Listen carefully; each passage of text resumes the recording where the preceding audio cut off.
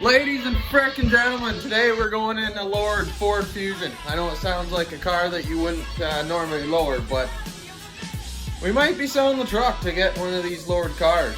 They're pretty nice.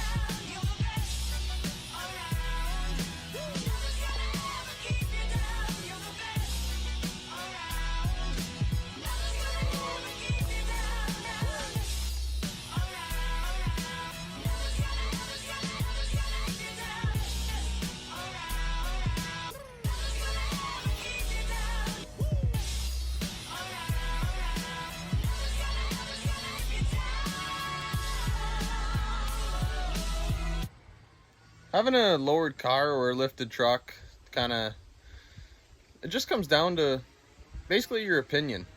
Some people like cars, some people like trucks, some want lifted trucks, lowered cars. Some people waste their time lifting a Jimmy. Let's put 33s on it. Some people want to lower a Honda Civic that they could have found at the scrapyard for $400. They buy it, put headlights, taillights, springs, they slam it down with rims. It's their choice. Big deal. I respect all builds, whatever you decide to build or modify or anything. I respect them all. There's no point in bashing somebody for what they have or what they want to do. It's their life, their money, their vehicle. Just let them do it. It's simple.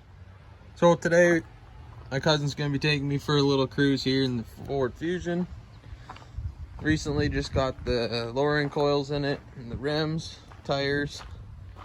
It's probably been like 10 years since I've been in a lower car. So we're gonna go for a rip, see how it is.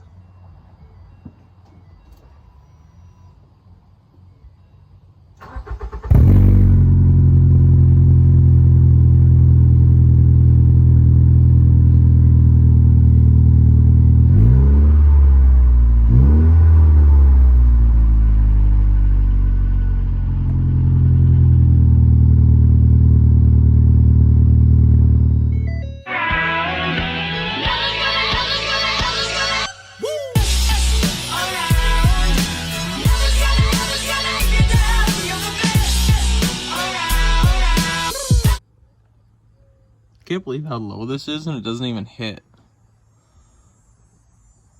I can't even get one finger between the tire and the fender.